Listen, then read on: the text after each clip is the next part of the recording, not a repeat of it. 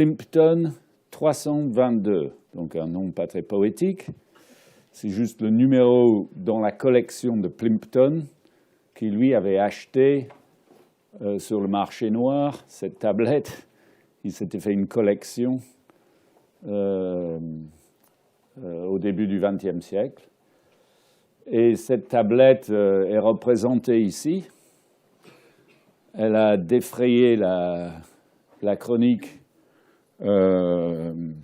fin août de cette année, lorsque deux mathématiciens de l'université de Sydney, en Australie, ont publié un papier où ils parlaient de triangle de Pythagore 1000 ans avant Pythagore. Donc ces deux mathématiciens, les voilà. À gauche, c'est Daniel Mansfield, qui tient la fameuse Plimpton 322 entre les doigts, là. Donc vous voyez la taille de cet objet. C'est pas très, très grand. C'est un CD, quoi. Voilà, en carré.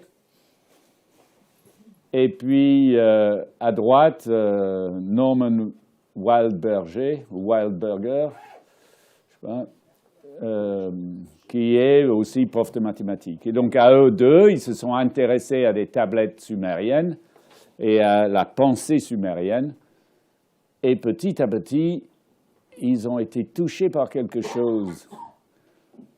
Au lieu de juste de le voir comme, je ne sais pas comment dire, froidement mathématiquement, ils ont été touchés, c'est évident, puisque ces deux hommes ont produit sur YouTube une série de petites vidéos où ils présentent des éléments sur la pensée sumérienne, sur la façon d'organiser les Sumériens. On sent qu'ils sont très excités, au fait, et qu'ils sont très touchés.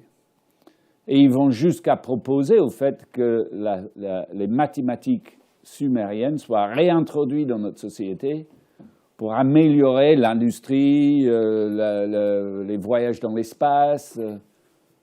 C'est tout à fait étonnant.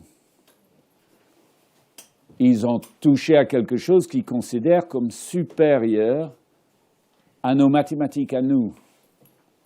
Et ils sont assez bien placés en tant que professeurs de mathématiques à l'université pour avoir une idée à ce sujet. Et ça, on voit bien, ils sont comme des enfants quand ils en parlent. Et donc, ça a défrayé la chronique, c'est-à-dire que c'était dans la presse internationale, il y avait des articles, je ne sais pas si vous l'avez vu passer. J'avais posté sur ma page Facebook à l'époque cette information. Voilà, on aurait connu des triangles de Pythagore 1000 ans avant Pythagore. Et donc, il parle d'une tablette mathématique babylonienne vieille de 3700 ans qui contient les tables trigonométriques les plus anciennes et précises au monde. Alors ici, ce qu'il dit, c'est que ces tablettes sont les plus anciennes. Ces tables trigonométriques, vous savez ce que c'est, trigonométrique? C'est lié à des triangles, en fait. Hein? C'est un truc lié à des triangles. C'est tout ce qu'on a besoin de savoir pour l'instant. C'est des angles trigonométriques, c'est des tables des angles. À l'école, on faisait des sinus et des cosinus, des trucs, on avait des tables et on consultait des tables, non?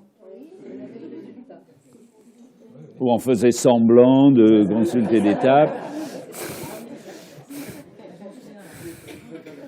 Ah, mais il me manque la page. Donc, et du coup, on avait des résultats et on rentrait les résultats. Et donc, eux, ce qu'ils disent, c'est que sur cette tablette sumérienne ou babylonienne, non seulement c'est les plus anciennes tables trigonométriques, mais les plus précises. C'est-à-dire que ces tables sont plus précises de ce que nous avons été capables de produire jusqu'à maintenant.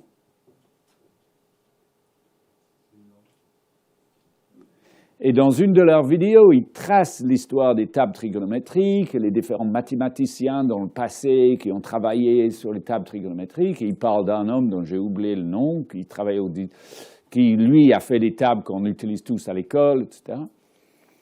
Il disait que cet homme était en permanence torturé par le fait que les tables qu'il était en train de produire étaient toujours des approximations. Que tous les chiffres qu'il donnait étaient toujours des approximations. Et que donc, il produisait quelque chose qui, en quelque sorte, n'était pas vrai. Vous voyez? C'était approximativement vrai. Ce n'était pas vraiment vrai. Donc, on allait utiliser ça. Donc, si on faisait ça à l'école, à petite échelle, ça va. Mais si on reproduisait ça sur des grandes échelles, on allait introduire des erreurs, et ces erreurs pouvaient avoir des conséquences. Et donc, ces deux hommes sont vraiment très touchés par ça. Et moi, j'ai été très touché aussi quand j'ai vu qu'ils avaient été touchés.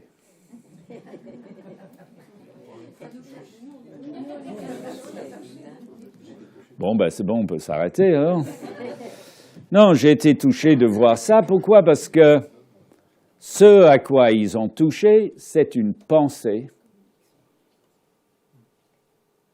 Et c'est cette pensée-là que moi j'ai pu toucher à travers l'étude des mégalithes et qui a orienté ma vie, au fait.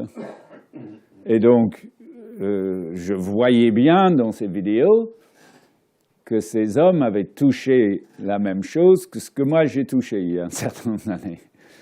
Et donc forcément, c'est intéressant. Alors, on dit une tablette, mais c'est une table quand même. Donc, c'est composé d'une en-tête. Donc, on a une écriture en tête ici qui décrit ce qu'il y a dans les colonnes, exactement comme on ferait avec Excel ou dans un tableau. On a des lignes et des colonnes à double entrée. Double entrée, ça veut dire des colonnes et des lignes. Voilà, il y a 15 lignes et il y a 1, 2, 3, 4 colonnes. Donc, double entrée, en tête colonne, numération des lignes. Alors, numérotation des lignes, c'est ici. Ici, toutes les lignes sont numérotées. Là, en sumérien, ça veut dire rangée. Donc, c'est rangée 1, rangée 2, rangée 3, ou ligne 1, ligne 2, ligne 3. Ligne est marquée, à chaque fois, ils ont marqué le mot ligne. C'est pour ça que c'est exactement le même symbole. Ligne 1, ligne 2, voilà. Donc, forcément, ça va nous permettre déjà de voir les nombres 1, 2, 3, 4, 5. Voilà. Donc, c'est ordonné dans un ordre. OK. Et donc, c'est quasi unique, ce système à double entrée, parmi les textes mathématiques. Alors, c'est marqué paléo-babylonien. Donc, cette conférence, j'ai appelé une tablette sumérienne. Alors, les spécialistes ou puristes pourraient m'en vouloir. Ici, cette tablette est datée à 1800 avant Jésus-Christ. Et donc, dans la datation, l'ère sumérienne s'arrête en 2000, moins 2000. Donc, on est 200 ans après la fin officielle des Sumériens. Mais au fait, c'est la pensée des Sumériens qui a envahi toute cette région.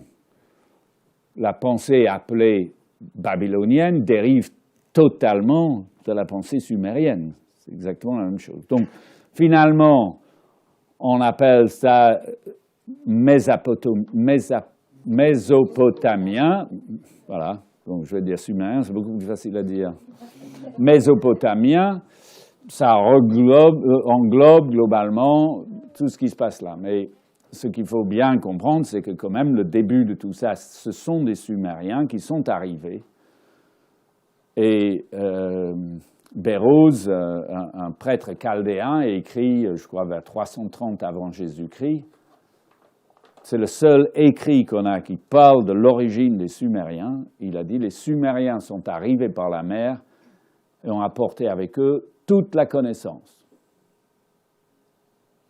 Donc, tout ce qui découle ensuite, tout ce qui s'est passé dans cette région ensuite, découle de cet événement-là. Alors, un deuxième secret de la tablette. D'où vient le symbole pour 10? Pourquoi avoir choisi le chevron? À ma connaissance, personne ne s'est posé vraiment la question. Enfin, je ne connais pas. Je n'ai pas trouvé des réponses à ça. Mais au fait, quand on est un peu versé dans la pensée, comme je dis, par forme, ça apparaît clairement pourquoi on choisit ça pour 10. Et ça vient d'une pensée géométrique. Je vais vous montrer comment. Premièrement, ce n'est pas à 45 degrés, ce truc-là. C'est la pente d'un triangle 3, 4, 5. Alors ici, j'ai mis 3, 4 pentes, puisque pente en grec, ça veut dire 5. Voilà. C'est la pente. Le mot pente en français vient de là. Hein. Vous n'avez jamais pensé. Mais 5 en grec, c'est pente, pentagramme, hein, pentagone, pentecôte, voilà, enfin, bref, il y en a. Et pente, c'est la pente, voilà, puisque cette idée vient du triangle 3, 4, 5. Donc, il y a une assimilation dans la pensée ancienne entre la pente et 5.